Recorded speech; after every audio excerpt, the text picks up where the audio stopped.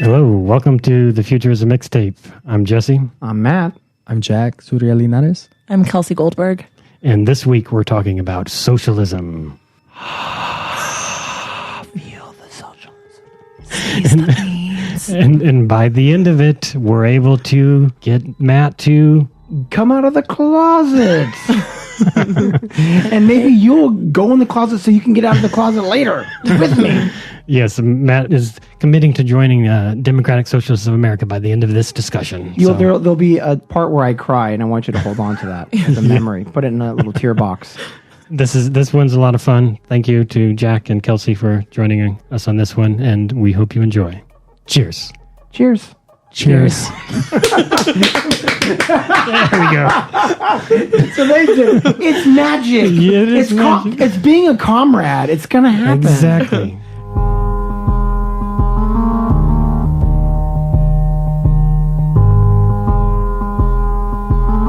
Don't worry about it too much, but I always have trouble keeping Matt on track. You'll see Matt likes to talk, so I have trouble keeping him on track. So I'm always I'm always watching the clock over there. It gets confused with mansplaining, but it's actually just hypomania. Okay. Yeah, Wait, what? I'm bipolar, but I'm what you call hypomaniac. So, Okay.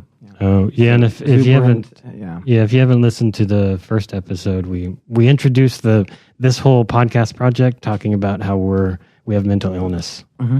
Yeah, I am severely depressed. I have major depressive disorder, and that's fucking ruined my life. 15 years of depression, like serious. Yeah, that would be hard. So, but. That would be hard. Sorry, I didn't mean to kill Oh, the movie. To be perfectly honest, at first I was like, they're not doing a bit, right? Like, I couldn't tell at I'm first. hyper happy. I'm hypomania. yes. Robin Williams on crack. Yeah. Oh my God, can I write the indie feature about your lives? Yeah, exactly. Oh, yeah, of course. That's actually... Yeah, so we have this dynamic because I'm the depressed one and he's the hypomaniac. We were saying Abbott and Costello, I think was what. Well, yeah, that's the the other foil thing. and the straight man. That's the other. Oh, hey, look, show them the picture. Oh, yeah, I'll show That's you. on your phone. Jesse made this meme that's just ready to go because it's all about being famous in this country. So here you go. There's Abbott and Costello. Jesse just made this. I was making a That's joke. awesome. But so we haven't talked before on the podcast, Matt, about how we even became such radical anarchist socialist types in the first place. It's so gradual you don't really realize when it happens. But hey, Matt, I don't want you to answer first. I want one of our guests. Well, I don't know. I want one of our I don't know guests if you're to- prompting this as the start. So yeah, absolutely. How did you, Kelsey? I moved to Canada, and so that got me just really kind of opened my eyes as to like how fucked things were in the States. Mm-hmm. And I was definitely like solidly like Democratic Socialist. When I was there, like they've got a party called the NPC, which if I could vote, that's who I would have voted for, but I was certainly not a radical. I moved left, and so I was like radical for America, but like not radical there. And I was like, this is so cool. Like I don't have to be this like weird little lefty. Like these are normal ideas. And then seeing the primaries and all that stuff, I was like, Primaries in 2016? Yeah. Presidential? Yeah. What age were you in Canada? What age were you? 18 to 8 years later. So like college. 18 to college 26. time. Yeah, 18 to exactly. 26. Yeah. So Not a math major. You went to college in Canada? I did, yeah. I went to theater school up there Okay. and then stayed, and then they deported me. Where in Canada? Toronto. Tirana. Yeah. Wait, is that how you pronounce it? Tirana? Toronto, yeah. Tirana. Sounds like a dinosaur. Being in Canada and seeing the differences there, is that sort of what prompted you into being an actively... Definitely not active, but definitely that's what prompted me to like be like, oh yeah, like I have socialist tendencies and that's okay. Yeah. I guess that was like what prompted me to like put a foot outside of the capitalist closet and come out a little bit. Right. And then seeing the primaries and just seeing like how many other lefties there were in the States. Yeah. I was like, oh shit, like it's not just me. Like I can organize around this. I'm one. Yeah. Here I am. There's so many of us. Here I am. Yay. It's the extra Family. closet of the extra closet. Yeah. Right? Yeah. Yeah. Yeah. Well, I talk about this sometimes, and I think actually the real silent majority is lefties or left-thinking people. Yeah. People just want a better, more fair world. Yeah. I mean, everyone has been screwed by a boss at some point Yeah. in their lives, and only some of those, it's like, that's why the entrepreneurial myth, I think, is so successful. And all these companies can be like, oh, like, you're not a salesperson for us. You're an entrepreneur because we're not actually going to pay you. You'll just get a portion of what you sell. But like that myth takes hold because all of us are like, yes, bosses suck. Let's be our own boss. Fuck bosses. Yeah. What about for you, Jack? How did you come to this point in your life where you're even here talking about democratic socialism? So Francisco Sendejas, who's part of the steering committee, calls me a veteran because I've been involved with DSA for 4 years. Okay. Oh, that's that must seem like a lifetime in the DSA chapter, right? It really is. Why did I join socialist politics? Or just became an activist, right? Sure. My dad and my mother, working class, and he was organizing with SEIU and sort of entered the socialist movement through trade union politics and also just reading a bunch of anarcho-syndicalist stuff like Rudolf Rocker and So, was there an injustice in your life or in the world that really formed this social score for both of you? GoFundMe accounts for healthcare. Yeah. Especially after the Boston Marathon bombing. Yeah. There was all these articles about like how the like American spirit is enduring because everyone's like reaching into their wallet and helping the victims. Like, and I'm like, no. You are looking at this all wrong. This is not an example of our enduring spirit. We are charging victims of a terrorist attack for their own amputations. Let's never do that. Like while people in prison have free healthcare. Yeah. Right. Yeah. Prison? What? In prison, you have free healthcare. Just go to jail. What we should do like a science fiction satire. Not that it's good healthcare. No, well, not that it's good. Yeah, but you don't have deductibles or copays there. So, right, exactly. I mean, that's already better. But yeah, I mean, is that housing as well then? Yeah, I mean, so for you, was there a moment of injustice in the world or in your personal life where like this is why I've got to change what I think about the world and what I want to be? I mean, definitely there was a lot going on. I don't know, as a high school kid growing up or as a teenager really growing up in LA, there's a lot of violence that I saw and went through and just didn't think it was natural. And then, I don't know, going to school also radicalized me in a way. And you grew up here in Los Angeles? Yeah, I was born and raised here. How significant was 1992 for you? I was born the year right after. So for my... So young. Wait, you were born in 93? Yeah. Okay. So baby time and Clinton time. Okay. But you missed the calmest 8 years of America watching TV. Yeah, no, this is something. I think this is something I want to get back to, not about your experience, but just about the age of folks. And calling you a veteran, being involved for 4 years. But for us, I was in high school then. I'm 40 now. So 1992 was right at the point where I was like forming my adult self. And I grew up in Alaska, so I was far removed from anything that seemed like the real world. But nonetheless, the environment in 1992, especially pointed by the reaction to the Rodney King incident in Los Angeles here, was clearly part of a collection of things that helped to inform me in my outlook on the world. That was the same year that I was listening to Rage Against the Machine's first album, like non-fucking stop. I was all around like, fuck you, I won't do what you tell me, the Killing in the Name song. So for me, at least from afar, it was a significant display of the injustices and cruelty of the world we live in, for sure. I mean, I was 4, so I don't remember it, but like I also grew up in LA, but I went through the private school system, and there was very much this don't look rich kind of thing. Like there was this like constant knowledge that like the poorest of the poor and the richest of the rich are just on opposite sides of the block. And so like all of the trends and stuff like that were to look very working class. Like we would get new Converse and you would never wear clean Converse to school. So we'd like hide them under our parents' cars so they'd run over them. And like, I think just especially like coming of age, like post 1992, I mean, instead of people actually like, let's fix the structures that create this, there's like a don't poke the bear kind of thing. And as reality TV started to come up and there was like this like garish showing of wealth, you saw a lot of being like, oh, well, like New Money, like broadcasts it, but you shouldn't do that because you're just going to piss off poor people, which is weird and not actually the answer. Like, how about help the poor people? But that was, I remember a lot of teachers commenting on how our sense of style as teens was very much formed in a post 92 world. I didn't brush my hair for all of high school. Matt, did you brush your hair in high school? I had it in a ratty ponytail. I think I was too lazy or too fearful to go get a haircut. So I just had it in a ponytail for a prolonged period of time. I mean, I think for me, politically, my mom was severely bipolar. She was hospitalized 22 times. So bipolar, the spectrum, it runs in my family pretty heavily and genetically. And so that kind of informed me, like, the way she was treated, like even in places of worship where she should have been taken care of and sympathized with. I found that the sympathy she was granted was no more different in proportion to people outside of the church. So I created an awareness about the fabrication of religion and how false it is as a justice system, as an ethical system of inquiry.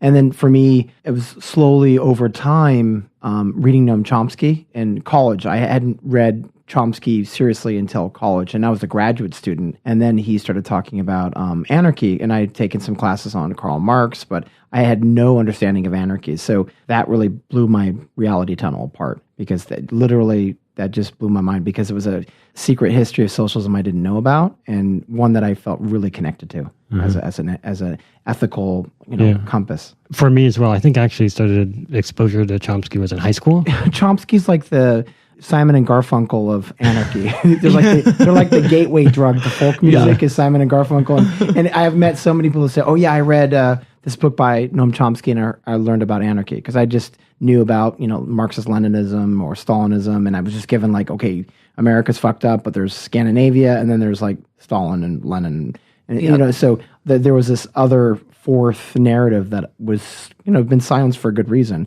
But that was really, that completely radicalized me from just reading those things. I think just as much the documentary, Manufacturing Consent, where he's speaking through most of it, and the way that someone with that kind of character just speaks is a little hypnotic. So I definitely remember watching that, rewatching clips of him from in the 60s or whatever, and then just having that kind of intonation in my head. And Chomsky quite rightly says, yeah, I'm glad that I'm not charismatic. I'm just I'm telling interesting things and good ideas, and people need to respond to that. And he's dancing or something. He just says really intelligent things, and people respond to that really powerfully. It's one of my favorite things to watch, liberals, especially during the election, them just be so confounded over the appeal of Bernie Sanders and but he's old and he yells, he's like Larry David, and it's maybe it's not about the charismatic leader. It's that maybe it's about the ideas. Yeah. Yes.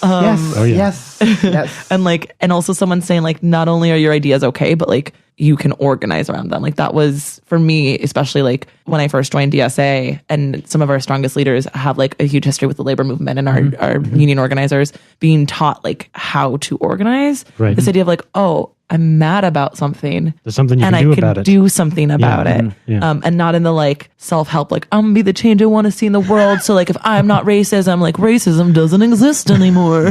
But in the actual let's power map the situation, and let's talk to like-minded people. And yes, I'm going to be the change I want to see in the world, but I'm going to only change anything because I've linked arms with that hundreds of thousands of other people who want to be that same change. So when did you first get involved with November 10th. DSA? I signed up the day after. So that's typically what we've heard is from the readings or interviews of different podcasts that we'll post on DSA. The day after the election was Trumpster fire. We have to rebuild. We have to, or actually just build. Not even rebuild, but just build. Well, I definitely fell in line, and the Democrats were "Oh, you Bernie people, just shut up and vote for Hillary." And I was did you listen to Sarah Silverman? I did not listen to. Well, yeah, actually, I did. But not intentionally. But there was just that I was her berating at the convention. Yeah. Well, I didn't like it. You're but being I followed the advice. Ridiculous. You're being ridiculous. And then she goes and interviews Bernie Sanders after Hillary's fucking clusterfuck of an election, and sings songs and sweet songs about Bernie Sanders, and not admitting hey, maybe my advice was they weren't being ridiculous. Well, and I had friends that were and I actively organized on Bernie Sanders' campaign, so.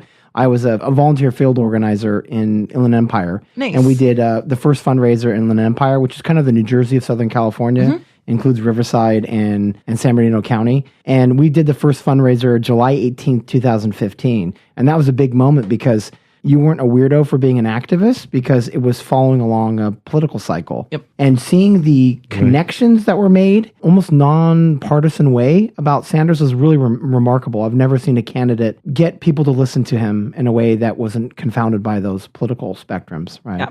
Well, ideas that appeal to people. Yeah. Actually Just point towards root causes. Yeah. Yeah. He treated everyone like an adult. Yeah. You know? Yeah, and he told us that like we weren't insane for thinking things were not okay. That they weren't like I mean, sometimes I like look at other countries, even ones who like, there's no socialist paradise out there yet. But it's like, can you imagine what they think? Like, I had to be told it was okay to expect healthcare. Like basic things like human rights. Right? Fucking A. Like Jack, how were you in terms of the Sanders campaign? Where were you at on that emotionally? So I was at the convention where we decided to full out, let's go support Bernie Sanders, and we're running an independent campaign.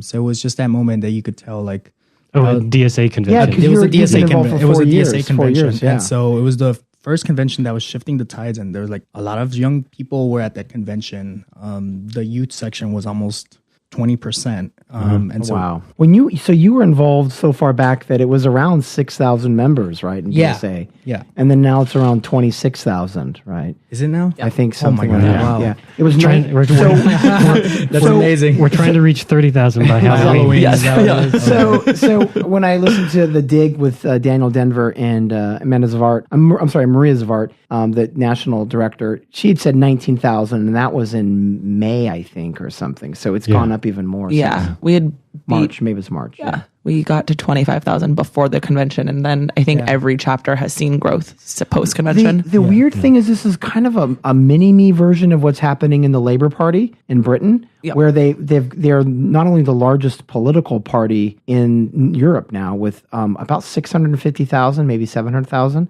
but they had an additional 150,000 after the election where, quote-unquote, Jeremy Corbyn lost, but actually kind of won. And because of the mirrored sort of effect. Because of the 45-seat switch change, which is remarkable. Yep. Nobody's had that switch change and stripped the Tory party of the majority.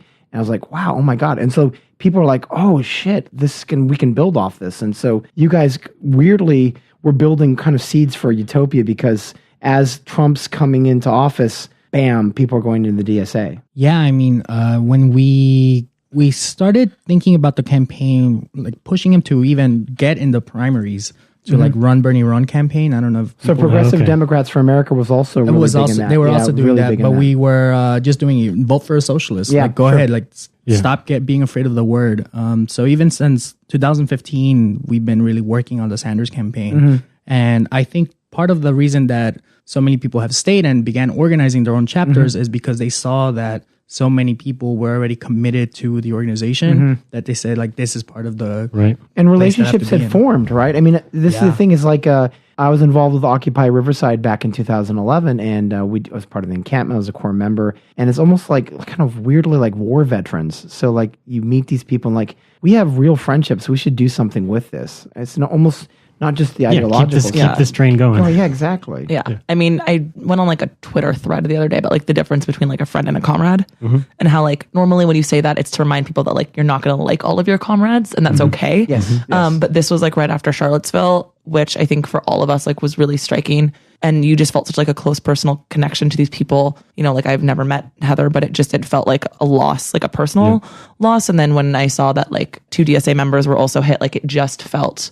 like my family. And she was a Bernie Sanders supporter. Yeah, she was very active on the left. She did she worked like not a homeless shelter, but sort of a homeless shelter that was like right across the street from the park where she was killed. Wow. And so in that thread, I was basically saying like, you know, I know all of my like non-comrade friends, like my outside world friends would jump in front of a bullet for me, that they're never going to be asked. And my comrades will as well. Exactly. And they might be asked and I will for them. And like that bond of like, it does seem very like, where the purpose is more powerful than the friendship itself in some ways. Yeah, or like they feed each other. Like I think like there's like this initial connection because you're fighting for the same thing, but then like there's people who like if I had met them in other places, I'm like, oh yeah, we totally would have been friends. As an activist, I've just become more forgiving as I've gotten older about flaws and eccentricities in people because I just realize how rare activists are in human society. Yeah. And I'm like, oh my God, you're like a fucking sacred resource. I mean, you picked your nose and farted on me on the bus, but I'm going to overlook that shit and we'll be friends, comrades even. Yeah. And so like, it's just that there's so few people that are confronting the physical reality, right? And activists care more about the real world than anyone else. Yeah. Yeah, and there's all of this sociological, psychological beauty to explore that socialism can open up. Yeah. It's like you scratch the surface of it. Like this is just scratching the surface of it, and you're seeing some of that, what empathy really means in your life. Yeah. Well, and it feels some way like almost like this like massive group marriage to go for like the heteronormative term, because it's like you've committed yourself to this lifelong project. Yeah. Like what greater commit, like that talk about a lifelong commitment. Like we're going to be here Change for the fucking world. Yeah. For the long And term. people It's know not where, an you, election where you're cycle. going to be. Yeah. Say it again. That people know where you end up, and like they see, oh, you did that back then, and like a major reason is because of the actions you did wherever it is that you end up. Yeah.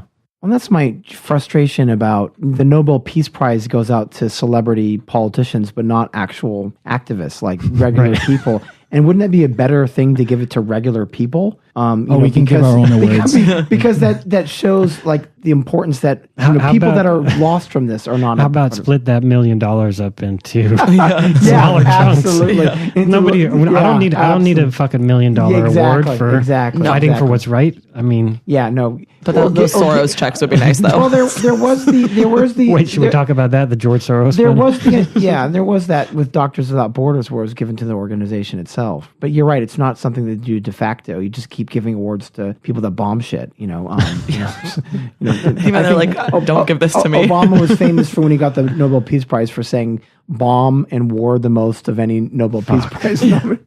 So Fucking yeah. So that's- to circle back there a little bit, 4 years ago you got involved with DSA, Jack, right? Yeah. What brought you at that time to? and what's the history of what the year was DSA that? too? 2000. Well, that would have been 2013 around. Okay, yeah. I was just coming back from Argentina. Sure. The history of DSA? Yeah, what is the history of the DSA? Well, unlike other organizations, we're sort of a merger of two different tendencies, the old left and the new left. It's called NAM, I think. So NAM was the New American Movement, came out of the New Communist Movement in the late 60s. And SDS or No, some and version of DSOC, Democratic Socialist Organizing Committee, that came out. And that of was a split from DSA, maybe. No, that was a split from the Socialist Party. Eugene Debs because of the Vietnam War. Yeah, I don't know. You should get your history. I'm just touching the because I know there was a split. I know there was a split between Debs' Socialist Party over the Vietnam War, which is shocking to sound like there's a split on that. I thought you meant Eugene Debs. Like, I thought you were making a joke. I thought you were talking about Shatman and like all of those. Wrong war. You protested a different war. Yeah, I'm pretty sure that World War One. Well, no, Debs was the party that Debs Socialist formed, Party, exactly. Right. Yes. Not that he was, Yeah. we got to stop this Vietnam War. Well, Hasn't happened he's a yet. Time Lord, so he's still around. Yeah, exactly. Yeah, he is Bernie Sanders. It was small. 6,000. We started off at 6,000 also, and then we went down to 4,000. That was in like the early 90s. Mm-hmm. Early 90s, all of us Gen Xers just slacking off. But in the mid 90s, it rocketed up to 10,000 and then went back down. So there's a peak there. Was there reasons for the movements in terms of? I don't know those. Well, I beyond mean, my years. there were a lot of, so 99 were the WTO protests in Seattle, and that So was, that's probably while we were both living in Bellingham at that time. I had the so we were offer in to that. go. I had the offer, but I wasn't radical enough to figure it out. I was like, well, I don't get. I'm liberal. I'm liberal, but like I don't get this radical shit. Like That was me during Occupy, and I've damn. never forgiven that's not- myself. Yeah. So I was in a small school where almost no activity was done in Occupy, but in Utica, which is like the city that was right near where I was attending, there was a big, like 300, 400 people went and slept at the park, the local Right. park. And Awesome. I was just so pissed off at all these kids that were going with me that nobody was doing anything. Right. So it was interesting to see that. Yeah. I actually, we haven't talked about this much, but I didn't really do much with Occupy. I went down to City Hall and stuff Yeah, where where was that? people were camping Occupy here LA. in Occupy LA a couple times, but I'd kind of gotten burnt out. So 2004 and 2003, 2003, 2004, the resistance to the Iraq War. Yeah, this is where we have the shared similarities. Yeah. The political activism started for me with Iraq. I was War. really pissed, pissed, me off. especially then. Fucking can't and then believe it. then in 2005, I opened an anarchist bookshop which was a horrible idea. Beautifully designed info shop, like the best info Well, shop. imagine the studio come to life as like a place where there's a bunch of Bernie Sanders magical shirts and stuff like that, and all the books, all of the radical books. Urban Outfitters, if it was really fucking cool. By real people. Yeah. By real people. In a year, Urban Outfitters is going to have like an anarchist section. It's going to be all of your fault. Made in China. Anarchy. I had a lot of Made in America stuff in the shop, actually, in terms of the stuff. But anyways, so I had, when 2011 came around, myself, I didn't get involved a lot because I had, got a little burnt out, and my depression, and feelings of fatalism. Right? Yeah, yeah. So, but I'm so glad that folks did. I'm so glad that this motherfucker right here dove in, because we've been talking. I brought my children. Look at little babies rolling around. I did. He did, really. Literally. My son was like a year old. He kept trying to run into the street, and I looked like a bad dad. But it was near the drinking fountain, so he had a reason to get close to the street. I mean, I think what's happened to you, Matt, what happened to you with Occupy, and folks like yourself, Franz, who's with us last week to talk about basic income, shared a sort of experience with you there, is that's what I was kind of waiting for. Like, I was radicalized, and I was trying to fight for a better world, and it's like, I didn't have the energy at the time, personally, to go out there and participate. But I'm glad that woke a lot of people up to like join in this. I'm really pissed that I didn't do more during Occupy. At the time, I was in Toronto, so I was like, "There's snow in that park. What are you idiots doing?" Right. Like I supported all the ideas, but I don't think I got it. Yeah. And it was cold, and I had to pay rent. And I had to work, and I was like, well, I'm an artist. My art is my politics. It's not enough, guys. Your play.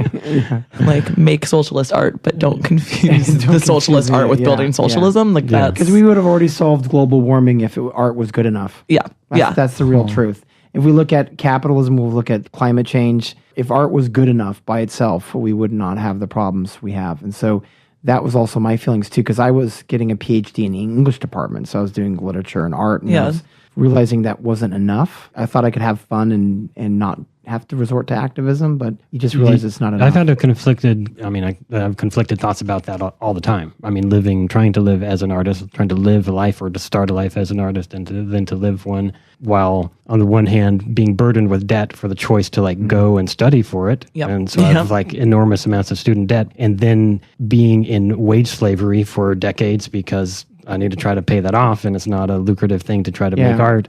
It's a really conflicted space to be in. Like, what I want to do with my life is make art. Yeah. That's what. It's like the noble thing to do as a human. I want to fucking make art. That's like, my idea was I was going to get a PhD because I thought an MFA was just like not serious enough, so I got a PhD. Right. Well, you're just quitting if you stop. I'm just stop there. And I was going to write these beautiful series of novels, and I was like, at some point with the Iraq War, my ethical compass surfaced underneath this kind of embossed jello of. When did the Iraq War start? 2003. Yeah. Which was the year I finished graduate school, which was part of the coinciding. I was in grad school too. Yeah, I'm seriously maladapted to the world. But that's, I think, because the world is seriously misshapen. It's maladapted to itself. It's seriously misshapen. And I think we do. I think Jess and I have talked about mental illness being a feeer of at least 50% of society's ills. It's not even necessarily just the people. I did the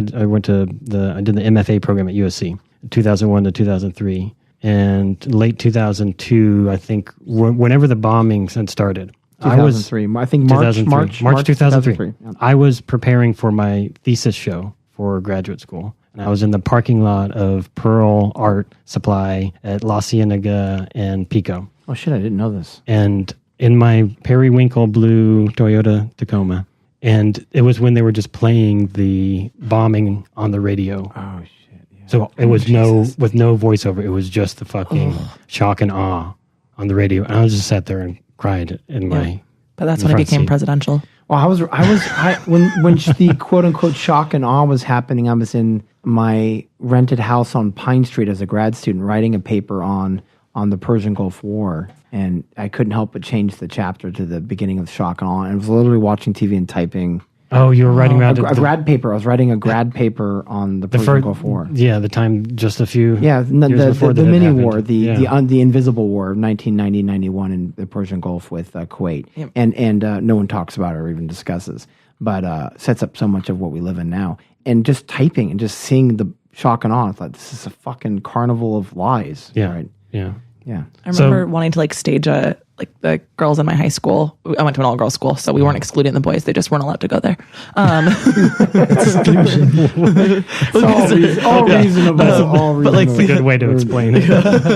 But the girls in my high school, we were going to stage a walkout. And I remember a teacher going, you're welcome to walk out, but you can't reschedule the test. And I was like, well, obviously I can't not take a test. And that squashed my... my protest. Well, I wasn't going to get it. Listen, If liberal, no one takes the technocratic exam. values are very much my parents did a really good job instilling that in me. I was not about to get a 0 on a test because the war was still going to be there. I could fight it later, but this test matters now. Damn. Jack, do you remember where you were at when the Iraq War happened? I just entered 8th grade, I think. Small person. So Young is the word you're looking for. Very Young. large. Okay, that Young. was a microaggression. he may be a veteran, but he's still in diapers. Oh, damn. Were you involved with the founding of the Los Angeles chapter? No, not at all. I didn't join DSA until 2014. So how did that chapter start up? Do you know that? Carol? Started with Carol Nugent, 2011, right? Oh, I think so. Yeah. Also, Oh, during the Occupy period. related. Yeah. Oh, wow. Yeah. Okay. So there was a little bit of a push in terms of movement during that period, it sounds like. Definitely. Yeah. And now we're at 1,400, 1,500 something. Things that we just hold on. I can give you the Okay. exact Oh, look at this. number. Live We got an numbers. app.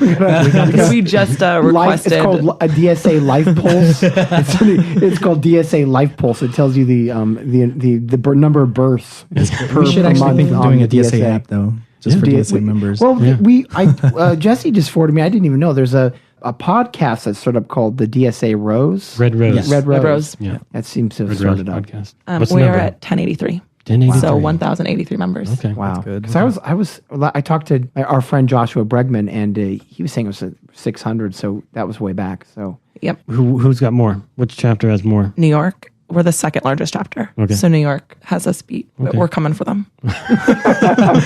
Well, they have a big it's their population. subway so- system. It's their subway system. You're It just is. gonna, It is. Yeah. Yeah, It that is. urbanization. Yeah, no, that's a is. significant point. It is. It is. It It is, is. I think. It's a joke, but it's also true. Yeah, we are even further atomized. I mean, I love Los Angeles as much as you can love a horrendous any fucking city Capital in this city, horrendous yeah. system, Yeah. right?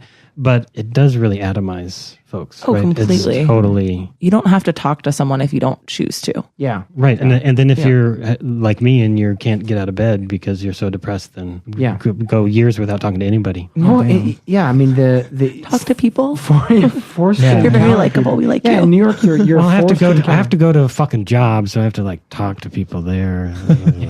coercive friendship. It's called Sounds work. like you need to be a freelancer. Then you never get to talk to anybody. hey, well, no, I do, and this is my dream. We talked about. So I'm a designer at my day job, creative director over at UCLA, home of the Bruins. Well, no, the 2028 it'll be the Olympic Village. What if we have anything to do about it? yes. Yeah. No. Sorry, Garcetti. Yeah. Torpedoing your dream. I hate that man. He's an awful mayor. I'll link this. There's Wait, a he's got his eye on a presidential run, right? house over on the other coast. Oh yeah, he does. yeah. No, under no circumstances is that a good idea for anybody. And no Olympics is doing a lot of great work, opposing it. But my personal goal is to just make sure that he never gets a political position higher than mayor of the city, because I think he's done such a bad job, and he's such a smooth talker Yeah. Oh, yeah. that he's very dangerous. Oh yeah. That sounds like jazz. 30% of those really successful politicians. Yeah. Snake talkers, right? Yep. Oh yeah. Well, my dream is to be able to leave that job. Although, we talked about this education, if there's one place that there's some sort of ethically acceptable environment, but I will leave that and be part of an independent firm, a design studio. co-op, yeah, But I co-op. want to do it as a co-op. I want to be Nice. part of a co-op. Yeah. That's a dream. That's a good one. We were That's a saying dream, that definitely. we were saying that especially in how overpriced advertising graphics design is. That working for the left through a graphics design co-op would be number one cool because you could work for the left. but also like you would have a co-op structure, and you could outprice these kind of other instruments of doom, right? Right. These workplaces. Yeah. So, did either of you go to Chicago earlier this year? We both did. Oh, you were so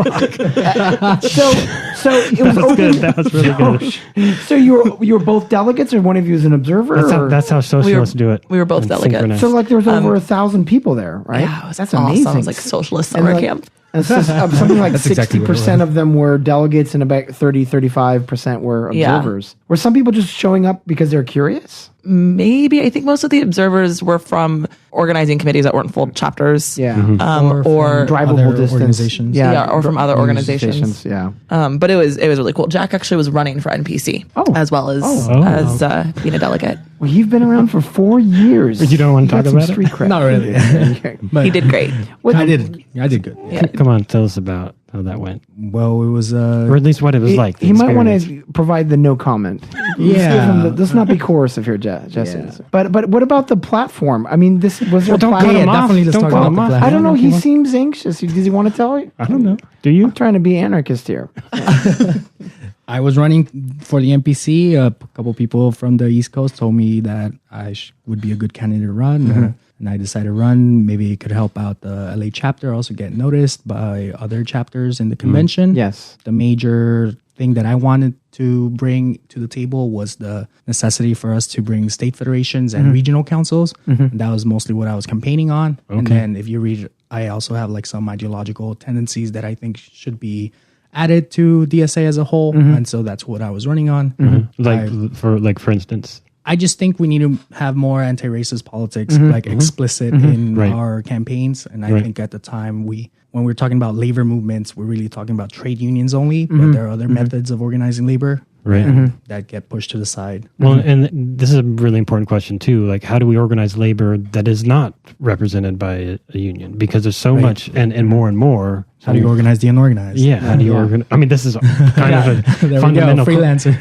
Well, it's also kind of a fundamental question for something like DSA altogether, and right? How do you organize the unemployed too, right? And we have this huge surplus labor manufactured by capitalism, and that's an argument to make too. Is like, how do you organize the unemployed too, or underemployed? You know. Yeah. I mean, New York has a Freelancers Union. It's incredibly weak, but it's a really good start, I think. We just came from Hollywood Labor, which is like comes out of our labor committee. And one of the things we were talking about was like unionizing different workplaces. What happens to those of us who like have a million skills? So like we're the director and the writer and the editor and the actor. Like what union do we even go to? Right. What happens when like you don't have like a clearly identifiable boss because you're not employed at the same place, and some of those issues. And I think I don't think they're as hard to overcome as they might seem once you get a little bit like the Teamsters Union, the truckers were trying to unionize, and they're independent contractors, so they're having a hard time negotiating. But the dock workers are unionized, so they basically went on strike in solidarity and were like, we're only going to unload unionized trucks. Right. And so they created this false chokehold with which they could force the demands of the truck drivers. So I think there's ways around it. Honestly, I think one of the biggest problems is like, especially millennials, like we're not raised to think of ourselves as workers. We're all entrepreneurs and freelancers, and we're all our own boss. The hustler logic, right? It's the hustler logic, and it's like the being completely broke and exploited in these really romanticized careers. Hustle or die. Yeah, Yep. It's the Etsy economy. it is the Etsy economy. Yeah, Like the Fiverr. You put in 7 or 8 little separate jobs, and somehow you're free. Yeah. Yeah. It's like there's nothing free about freelancing. Yeah. And you're definitely not your own boss because you're not signing your own paychecks. That's the thing that I think DSA can work from, is like millennials are like the most exploited generation in recent American history, and there's a potential for class consciousness in that thing with student debt and going to get jobs that you would have got even without a college degree, coming back out, like working. And that's what I was getting at when you were mentioning how that you were born after 92, like how that's an important, like generationally, the experiences of millennials and younger folks. Yeah. Yeah, I mean, no offense to the two of you. You look very young, so I would not have assumed you're Gen X. But like, we give so much shit to boomers. Oh. But it's Gen fucking X, gross. with the exception of like, the cool activists, but for the most part, like your generation was the first line of defense against toxic late stage capitalism, Yes. and no one, like very few people picked up Yes. arms. Yep. And sometimes we give so much shit to the boomers, but like, fuck Gen X. You guys screwed us so much. Gen X sucks. So sorry, thing but is, like, it's true. No, that's true. I agree. Gen X is, the centralized Democrats or the moderate centrists. I mean, Clinton is kind of the manufacturing of the Gen X. And it kind of bled into Gen X mentality, which is like, oh, we're not right or left. We're just like, go along with things. Very passive, I think. Yeah. So for me, we're almost what you call Zennials. So we're at the very end of Gen X. But Trying to get out of the generation. I'm not. no, this is an article because you have the baby boomers and you have Gen X and there's a period. You can pass. Like, we can give you your millennial badge if you want. Honorary. Can I be an honorary millennial? That's all I want to be is an honorary millennial. You're wearing a Bernie Sanders' magical shirt. You already are. Yeah, I want to be a comrade for the millennials. I want to be an ally. How we have the phrase a Gen X ally for. We don't need allies. We need accomplices. That's the new term. Yeah, and I can say the story like that's the opposite of what baby boomers would say. Like I dragged logs down 20 miles of snow. What? I now tell my students like, oh, I had it so much better than you. Yeah. And what's happening to you is cruel and unjust. Well, you had it some worse than your parents. Oh, it's just gotten worse and worse and worse. Oh, it just gets worse by the day, every day. Yeah, I mean that was what they said is Gen X makes about Gen X men. I haven't seen the statistics for women as well, but Gen X makes 17% less just for inflation than their parents did that were baby boomers. So it is a sliding scale. But to me, like when you get to millennials and Gen X, there's like it's like full scale medieval capitalism. Well, yeah, because you assholes hired us as interns and didn't pay us. Paul Ryan. Paul Ryan. We made 100% less than what our parents did at the same age. You'll get that job later. Well, but here's a mini job. There's more than Gen X should throw my way. And his as well. Also, straight white man. Oh, yeah. So I have a shit ton of responsibility. I seriously have... Privilege. Yeah. Oh, no. Yeah. Say it. Privilege. Cis white guys over here. Yeah. Privilege. So it's all my fault. Yeah. I was blaming you anyway. My face feels like a door hanger of shame because I have to almost overcompensate, like say things that I wouldn't be expected to say in places I wouldn't say them because I'm just like this white guy. And it comes with these privileges that are just. I think the science fiction author John Scalzi used the metaphor of like playing a video game where you have extra lives, and being a white heterosexual man in American society, you have like these extra Mario Brothers mushrooms that other people don't have. And if you can't acknowledge that, then that's part of the problem. Yeah. I mean, it's one of the things that bugs me so much about like the Bernie Bros thing. I'm sure you've, Jack, also have like lots of, exist. They don't exist, but also like all those centrist Dems who are like doing it to try and like shame the left in the name of like women and people of color are completely erasing us. I'm like, I'm really tired of walking into rooms with coalition partners. I'm gonna be like, that's not my boyfriend. Yes. And actually I'm the one on the steering committee. Yes. And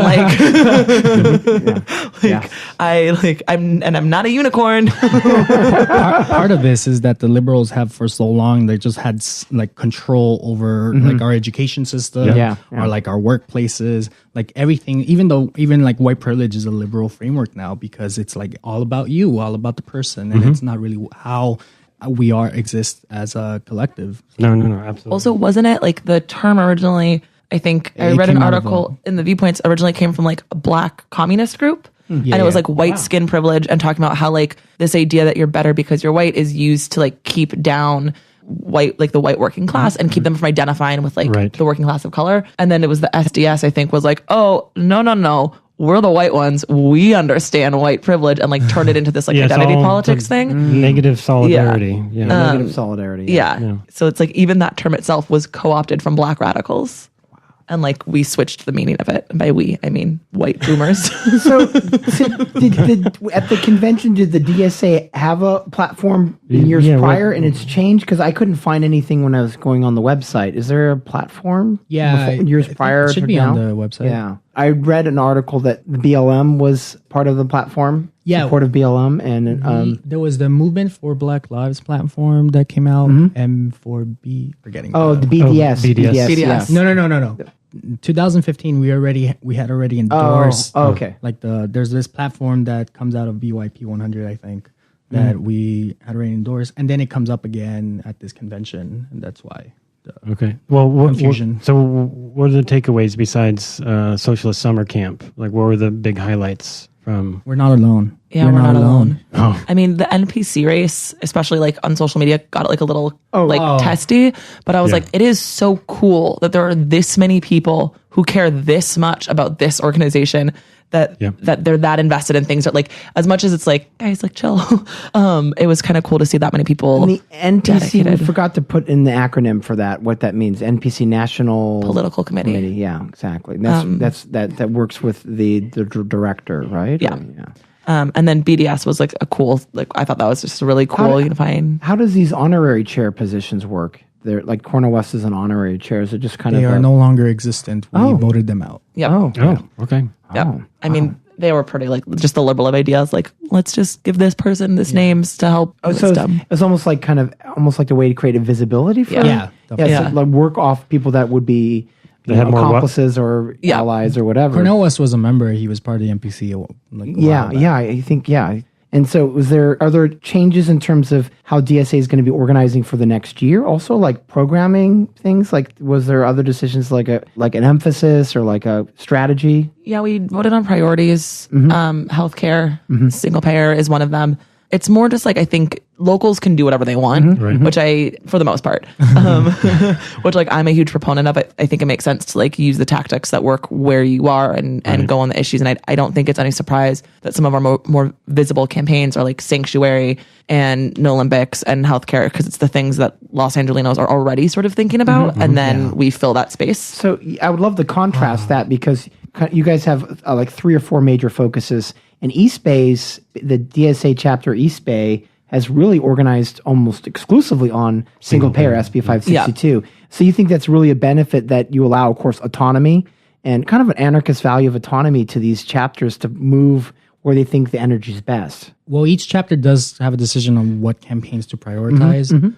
But I mean, the East Bay is mainly focusing on single payer, but now they're beginning to work on sanctuary, SB 54, other campaigns. That was like my critique when I was in Occupy, is that if you have a priority list that's so long, it's like you're not actually going to be able to strategize effectively with your tactics because the list is so long. But it seems like you guys have a smaller list, but it's focused. You know there's other things you want to do, but these have to happen right now because of the priority of time. Right. So at the next chapter meeting, we're going to be discussing like voting on like goals for the chapter and like chapter wide priorities and goals, which will be pretty broad in their scope, but it's just so that way when, even though we're growing and we're big, we do have limited resources. So it gives us like a thing to check against like what the chapter wants. And then our committees they're going to have their platforms voted on as well. But how it sort of happened, it was like anyone who expressed interest, like when I went to my first meeting, I was like, I really want to do like propaganda stuff because that's where my skill set lies. And all of this other kind of organizing was very intimidating to me when I started, because I had never done anything like that before. But I was like, I can write jokes and I can make movies and like, let me do that. And so it became a committee. And so I think that was similar things where like someone had a passion for sanctuary, they started it. And when there was interest, they grew. So I think there's this value to, if someone, especially because I think one of the main things I love about DSA is that like a kind of unspoken priority, or though people are talking about it more, is to build leadership capacity amongst our membership.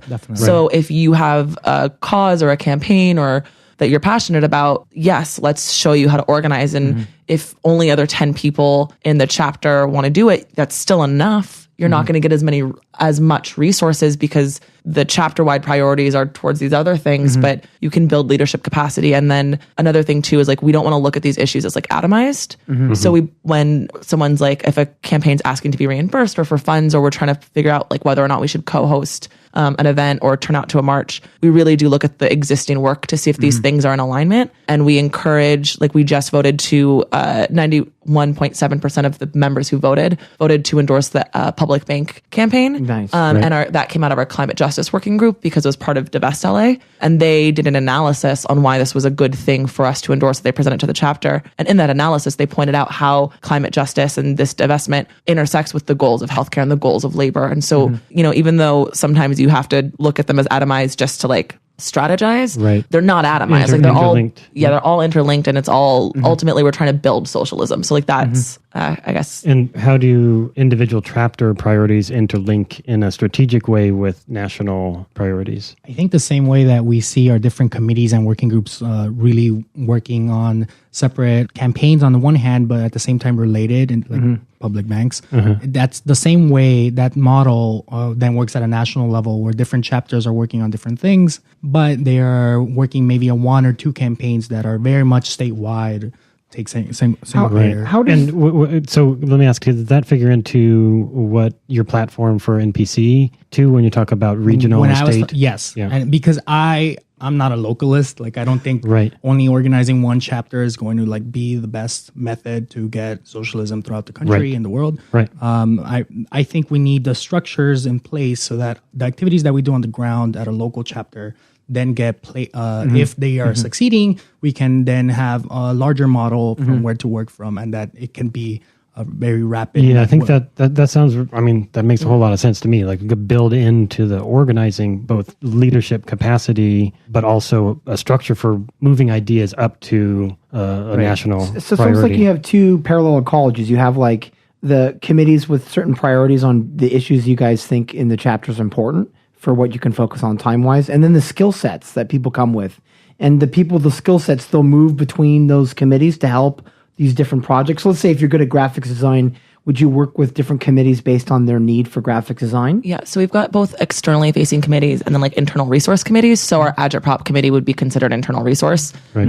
There are like a lot of talented writers and designers who just don't want to spend their volunteer time doing what they do at their day job, which I think is totally valid, but are more than happy if there's a specific ask, like, hey, we need to write this blog post and all of the writers on agitprop are completely exhausted. They're happy to step up and do it kind of that way. And then like we've got a mutual aid committee, which is like providing child watch at the chapter meeting, and that's internally facing in that sense, but then they're also looking at doing like a taillight drive similar to what New Orleans did. Could be both internally and externally facing. But we've got like a research working group as well, which helps do the research to back up a lot of our analysis. A tech working group, which wants to take on externally facing, does I think have eyes to take on net neutrality, but also just having stuff with like how to help coordinate all of our communications and all that kind of stuff. So we definitely have internally facing groups, but they also have to have a platform with an eye towards building socialism. So and then there's the other part where it's like people who don't have the skill sets can learn those skills at whatever committees that they have. I just came from the healthcare committee and they're working on canvassing tomorrow.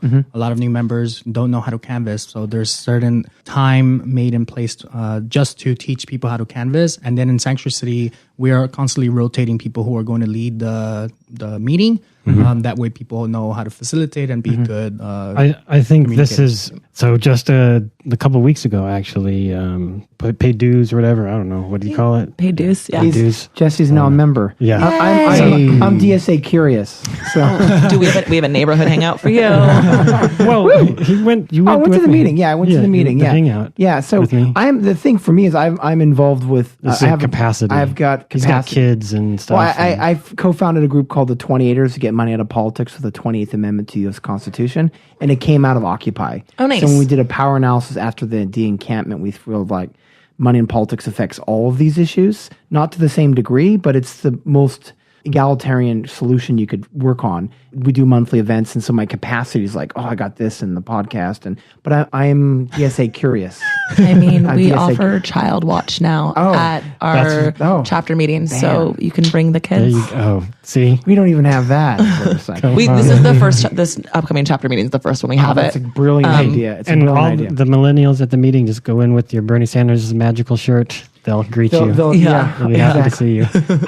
Accomplice. Yeah, and I mean, I think that's an important thing with organizing too, right? Like, besides just the fact that, like, if you're building socialism, everyone should view themselves as a leader, and we shouldn't be beholden to like those with the most experience or the most charismatic. Also, like, life happens, and so and I think in any organization, there's like external as active members, and it kind of gets into like level of commitment, and you need that core to be as big as possible because as life happens, people are going to rotate, like, are going to vacillate between being like a core active member and just like a casually active member, just because of the circumstances. And so people don't have the same amount of surplus time for activism, right? Exactly. That was the problem of Occupy, is you'd have people that with an idea and then wouldn't be at the next meeting to enact that idea. And we had this system of really like almost like Puritan consensus based project. So there was not a notion of supermajority like there was, let's say, in anarchist Barcelona, where you didn't always default to a consensus, and certainly horizontal organizations don't always default to consensus.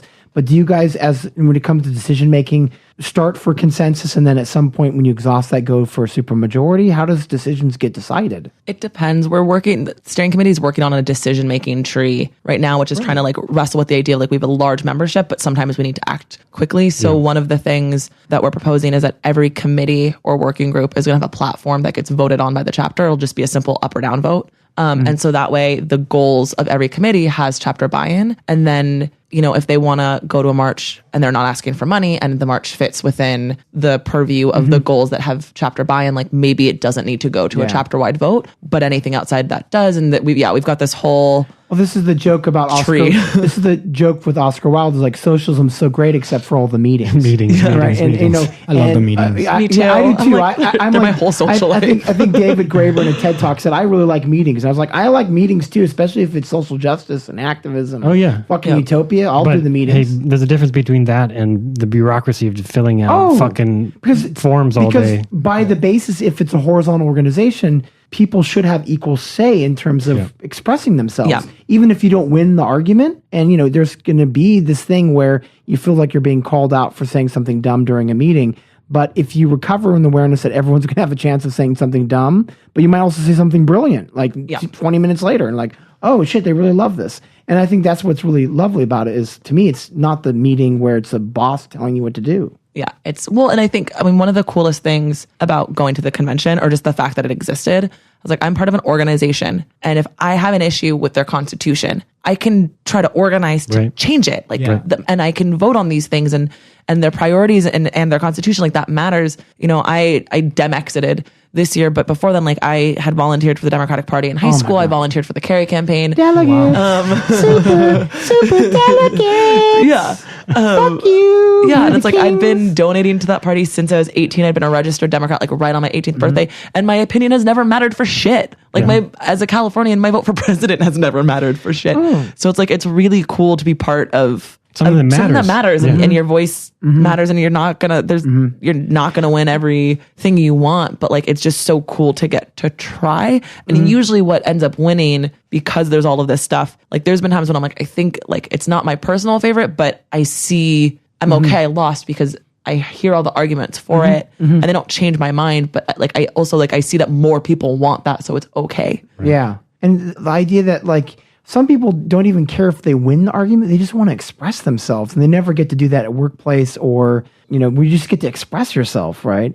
I think Zapatistas, that's an element that's really formidable. And it's like, you get to express yourself. People don't want to be involved in, the meetings, back to the all the meetings thing, that people don't necessarily want to be involved in every minute detail of decision making at every level of how the world works.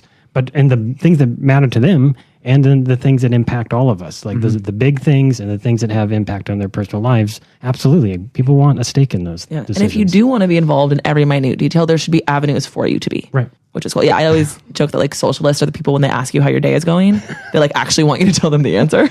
Like they actually care. Yeah. It's not like, how are you? Like, I think that's like this weird moot thing where you say, how are you? You're supposed to say, oh, good. Like, it's like saying hello in a longer way. So is this part of any sort of outreach training to identify potential socialists? Potential. They respond genuinely. I had a shitty day and I want to fucking overthrow my workplace.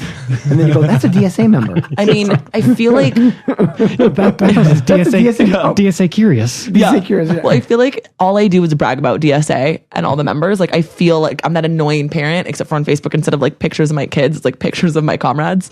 And all I do is talk about the great work. And so it's like every conversation I'm like looking to see if there's a radicalizing point. And I'm like newly single, and I was joking with my friend about like, what's your okay Cupid profile going to be? And I'm like, I don't know, probably I'm way more interested in radicalizing you than fucking you. Like, Jack, do you talk about your DSA experiences with family or friends? Do they think I started to more mushroom hobby? I didn't before. I was kind of low key. But after Sanders, I'm like all loud and shit. Yeah, because it's kind of like, it's almost like believing in Sanders' campaign is almost like the Sex Pistols happened, right? Like you were there, and you should need to be reminded that you could have been in at the show to see the Sex Pistols. You can still get on the show. Yeah. Exactly. You can still be there. The 'Cause show's there's still going on. There's still Curious. Joy Division. There's still Talking Heads, right? Yeah. So in the punk wave. So it does feel like, I guess, like I feel like liberated because before you like couldn't say, if Hillary won, maybe you wouldn't say anything. Yeah, and well, then- socialism has been a bad word. Oh, yeah. I mean, definitely. I mean, so Occupy defanged the notion of the 98% and the 1%, and Sanders defanged socialism as a bad term. Yeah, I mean, so nationally, it's still very important to say like democratic socialism because there's a lot of chapters organizing in areas where like that hasn't been defanged yet. But in but like DSA-LA, most of us will be like, oh, I'm a socialist or I'm a communist. Like there's not, you don't really hear that D. An anarchist. Yeah, exactly. Yeah, anarcho-syndicalist. And it's only because I always say anarcho-syndicalist because my favorite experiment with socialism was in Barcelona and Catalonia. So how much of the involvement and the meetings involves this kind of debates about language and about sectarianism? How much is this In terms of like the S word? Well, or in general? any word, communist S word, the A word, the C word, or Not you know, much. I mean, that's more Trotsky. bar talk. Yeah. Because I think too, like a lot of the like people who've meetings been over, bar talk, and it's all about that. Well, like I that's feel like a so lot of much the people better. who've been in LA's left for a while saw this like rush of like newly politicized or newly radicalized people, and were like, great, now that you're comfortable with democratic socialism, can I introduce you to communism? Like, and like there's just people who are like, we will pull you left. And like, I went from like democratic socialist to like communist within like 3 weeks. DSA, I just like was like leapfrog to the left. And I think you're right. It's like the sectarianism will leave when you see the opportunity of mass movements. Like you just like, well, we'll just shut this down and like make this as open and participatory as possible. Yeah. Like I wouldn't go at a Bernie event when I was fundraising or doing events like debate watch parties or organizing those. I wouldn't say I was a social anarchist, right? Like I view myself as a social anarchist in terms of ethics, but a strategic statist in terms of outcome, like short-term, long-term, medium-term. And like, so I wouldn't say I'm a social anarchist to freak people out, but I was like, I'm going to get you on the Bernie train, and then I'm going to convert you. Yeah. And like you say, strategically, you adult with your anarchism. Yeah, that's a phrase, yeah. I think we're all trying to radicalize Yeah. each other. Yeah. A little bit. We actually Who's did to the end up left is the having question. at our to the last left? chapter meeting. There was a little bit of talk around that language just because we were proposing new logos, and one of the proposal was like a distinctly anti-branding proposal, and so in it too, they're like, let's just write it out, but let's lowercase the D. So that we can like downplay it as much as possible. I think there's something with that red and black on your logo that's pretty social anarchist, anarcho-syndicalist there. So yeah, I mean, there's some of that. And the flower image, for the logo, has that always been there for DSA? The rose? Yeah, because it's part of a lot of socialist revolutionary organizations. Yeah. The bread and roses. I was just about to say. Bread and roses, the famous song, phrase, everything. Yeah. It was always part of DSA's icon. It's been kind of reformatted. I love the black and white hand too, because I just The unity handshake? The unity hand, but also the black contour line, the white contour line, like holding. Yep. Like I don't know if that was that recent or was that always part of it. I think that comes back, go all the way to the Socialist Party. Oh, yeah. Yeah. Fantastic. Well, good graphic design. That's great. And you have an emoji for DSA, right? I don't think it's now. It's not, but it's just being used as shorthand. being used as such. So Yeah. the Do you have an emoji? LA chapter has made videos and stuff, right? Yeah, we have Like, our 30 and 30 campaign. okay. And then are there any other ones? We do a lot of videos like after actions. So we have I love those. one. Yeah, we did one video about the Charlottesville Vigil that like Affirm, BLM, like a lot of organizations helped organize. We did one after our Garcetti when we crashed his victory party and shouted ICE out of LA.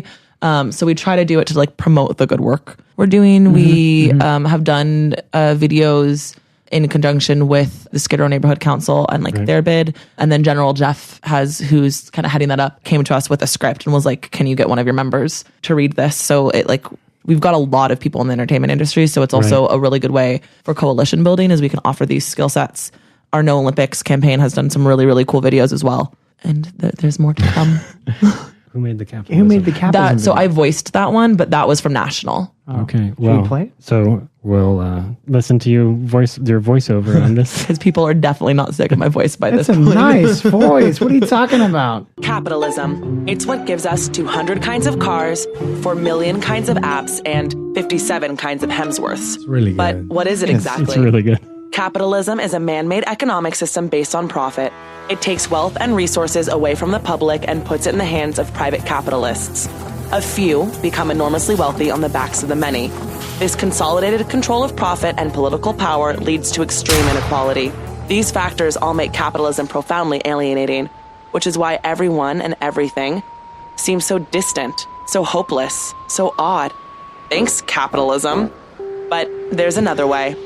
Democratic socialism. Capitalism. I know, you probably think democratic socialism is for strong men with elaborate mustaches and French college students. It is. Because democratic socialism is for everyone. Democratic socialism fights inequality by giving power back to the workers through unions and true representation. It overcomes alienation and inequality by strengthening civil rights and building solidarity among the many. No system is perfect, but the one we live in now is needlessly cruel and unfair. And millions want something new, something better. Help build that something through the Democratic Socialists of America. New members joining every day, new chapters starting every week. We're waiting. DSA Curious. Join us. I love that jazzerthon kind of like hand flutes almost going to pop out. Yeah, I mean that's the animation. The animation was amazing. Great. It spread on Facebook. We need to see this like inside the movie theaters. That's where it needs to be. Oh yeah. To buy the slots for that. That's what should be attached to the membership fees components. Like we want to be this in the movie theater. Before fucking Wonder Woman, like real liberation and shit. Yeah. That would be awesome. I'd get so excited. Yeah.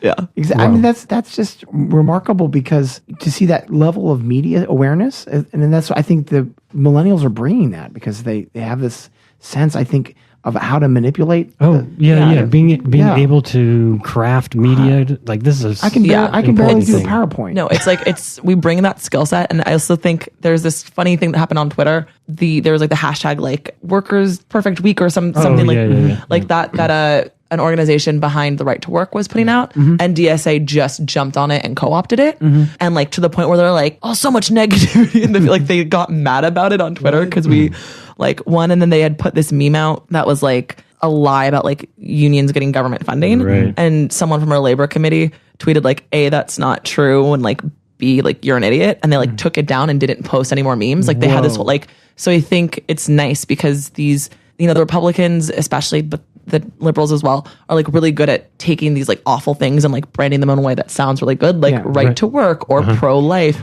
And we're a generation that's too savvy for that stuff. Well, you saw that with Jeremy Corbyn's campaign, the Labour Party, with the dementia tax. Yes. And then all the fox photos of the fox hunting for the Tory manifesto, which is horrible, right? Yeah. And so all these memes are generating out of that, right? And jokes and little videos of, I guess you would call them, British millennials. So it was like the people behind Momentum's propaganda.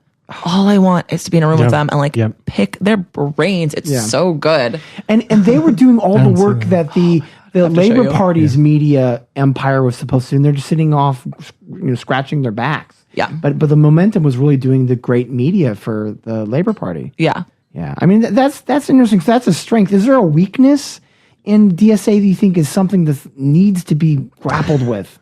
What's the biggest hurdle? Yeah. Do you want to do that? I've got. You can start. I've got some thoughts. What Marxist-Leninists call self-criticism, right? Like, what is this weakness? Self-criticism and self-criticism. Yeah, exactly.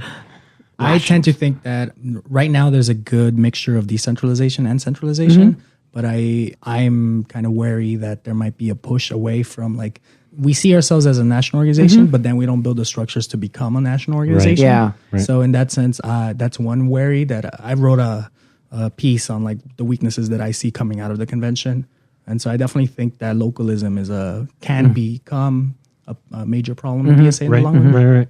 Right. Also, part of the critique from Alex Williams and Nick Sardick is the folk politics. That if the local politics is not arranged towards some celestial, national, global outlook, that it can't resource with the other local groups, and it becomes kind of almost cannibalized by itself. And so I think that is a really good critique. And the way I see it, like national is a body that works to serve the best needs that the local chapters need.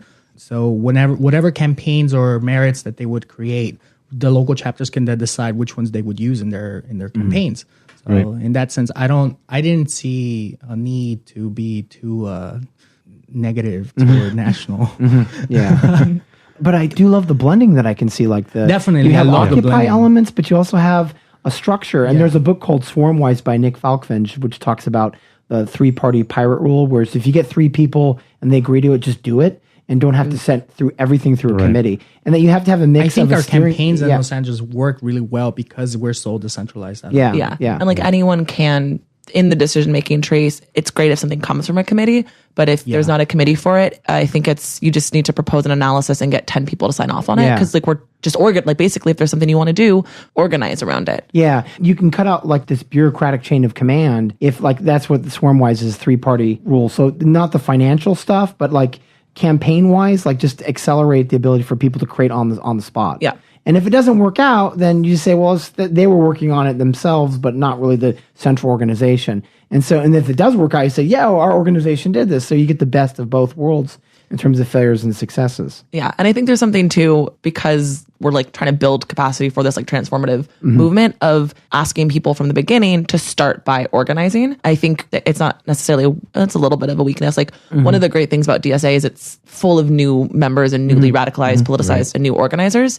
But like if chapters aren't careful and aren't very intentional with how they foster them, it can get really messy. And I'm really grateful for DSA-LA because it had the infrastructure, but also like a lot of people who have like all of this union organizing experience saw the move and went, oh, we should go share our knowledge and our skill sets. Back to, there's a moment previous in the conversation I wanted to like get this point in was that what I've seen from afar at first, but then I'm seeing more and more of as I get involved and meet folks working with DSA or organizing with DSA, that's actually a thing that happens. You get involved and it's actually doing stuff. Yep. So like I went to a meeting this on Thursday and it was actually talking about making stuff, which is very different from like experience of going to all of these meetings of anti-war protesters sitting around and complaining and not planning to make anything or do anything. Yeah. Yeah, or organize around the ritual masturbation of what can be just a protest where you walk away and you don't build a path towards power. I think that's a genuine thing you say about any organization is, do you have a path to power? Because we're seeing the fault lines with March for Science, Women's March, where it might have a platform, but it's not building into something after that. Right. And I think for those DSA curious folks, that it's not. He just looked at me. Yeah. Well, Look at you. join us. I feel like I'm not Peer pressure, join us. No, but I think it's an important thing to clarify for folks too who might not have the right impression. Like it's not just, you might see images on in the videos of people on the streets, of people responding to some injustice, like we've had to do a lot lately. And we've had to do our whole lives. Yeah. But it's not just being out on the street with a protest sign. It's not just a protest group. Yeah. People are actually doing stuff. I wrote a piece on stuff. this in response to not the actual the sketch, not the sheet cake sketch, but like some of the response I was seeing where people were like taking the advice of like, no. You absolutely have to do something in the face of fascism or that SNL sketch. The sketch, yeah. Like if someone is tweeting at who's listening to this is like, it was satire. I know it was satire. People took it seriously. That's what my response was to. Yeah. The people taking it seriously. But about how like you have to do something. And there's a million ways to support the people who are willing to physically put their bodies in front of Nazis that is just as valuable. We need water, child watch, GoFund, like legal fees, rides. Like there's a lot of ways you can help just in terms of that action that doesn't require you to be there if you're not comfortable or you're not able. But more importantly, like the march is just one thing. Like there's a lot of really boring and really safe work that comes in to organizing the left. And like we absolutely need people helping us do it. So like I think there's so much value when marginalized communities are attacked to stand up and loudly scream, this is not okay. Whether you need to get in front of them, use your privilege in front of them, or just be foot soldiers and allow them to lead the movement. I think there's value for those communities to know that they're not alone and that you're in it with them for the long haul and you're going to be an accomplice. But I'm not going to tell anyone that they need to go fight a Nazi or like even face off against a Nazi. But I will say, like, you do need to be doing something, and there's lots of things that aren't. Someone can pay for the porta potties. Like, so Occupy Riverside, I mean, like, Occupy Riverside, people that did not have surplus time, they could donate money. So we got actually money donations like Occupy Wall Street. And one of the good things is, like, we got porta potties for the encampment. Yep. So, like, people donated money for the porta potties. And it seems so trivial, but it meant a lot for organizing, right? And those are things that people can do. And so you can bring pizzas to LAX. Exactly. Yep. And so do you think that you're working in kind of contrast to what Green Party's been trying to do and not doing that well at? Because they look kind of traditionally very electorally focused. I'm not doing sectarianism, but the approach for DSA is very different, I think, as an approach and methodology than the Green Party, is it? I'll let Jack answer nationally, and then I'll take a look. Go. Different chapters have different relationships to electoral politics. I think in DSA for Los Angeles, there is so much money that goes behind even like nonpartisan races that I don't think we can win there. And there doesn't seem to, there's a few members who like really want to get into electoral, and there's not that many of them. Yeah. I think for a lot of us, we've lost a lot of faith in electoral politics. We witnessed firsthand with Bernie how difficult it is to like change it within the system. And I think one of the really, really powerful things for me in terms of like my further radicalization was recognizing that there's politics outside of the political system or outside of electoral system. And that to me is just so much more exciting. And I feel like I can actually make a difference there. This is interesting because I'm at the crossroads. I started just like, fuck elections. They're nothing but a bunch of liberal bullshit. And after seeing Sanders really rise that momentum, almost win, build a movement. Yeah.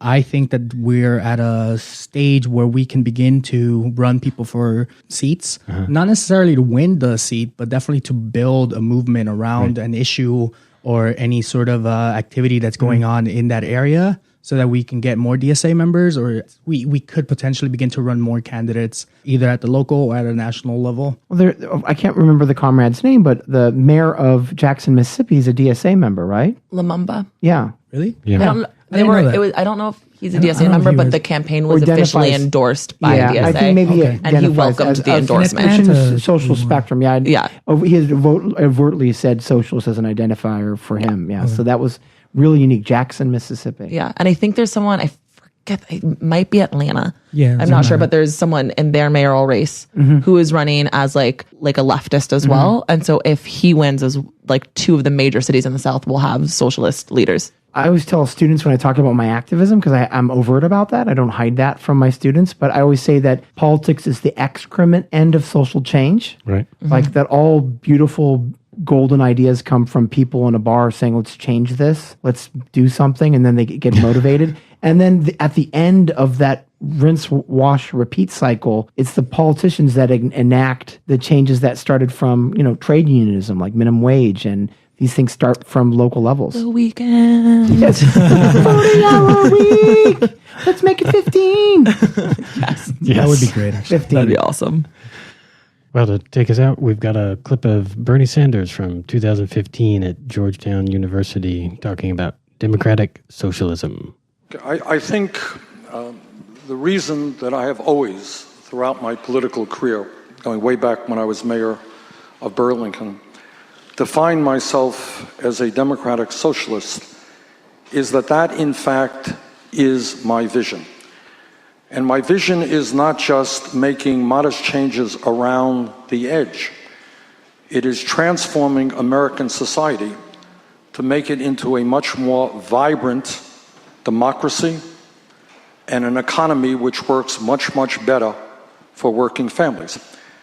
And by the word socialism, what is implicit in that to mean is that it is imperative that if we are serious about change, and a lot of people want change, but at the end of the day, real change does not take place unless we have the courage to take on the very powerful special interests that control our country.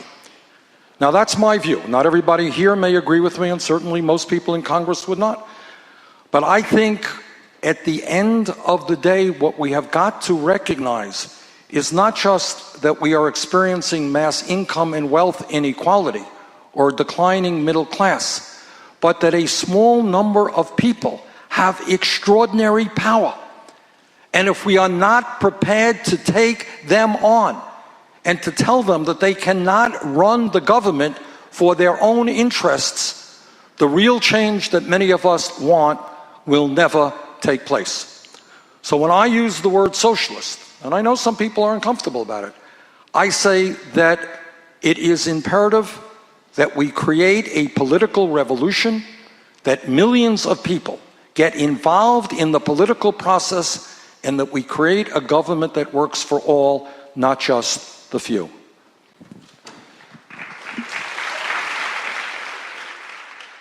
So, yeah.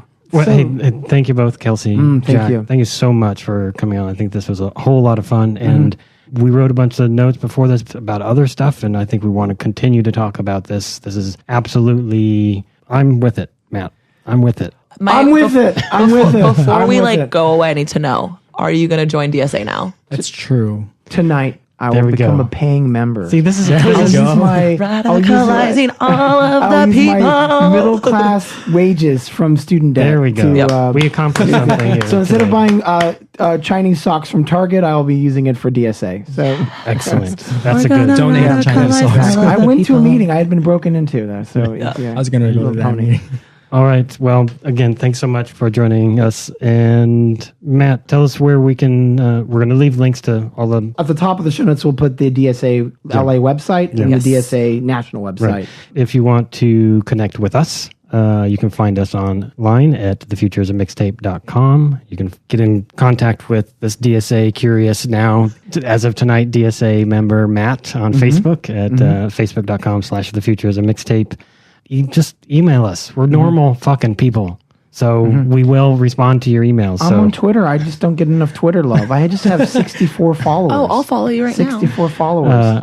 on Twitter, it's at Future Mixtapes. Email us at thefutureismixtape@gmail.com. And you can be my Facebook friend. Yes. www.facebook.com/with secret noise. With secret noise. All right.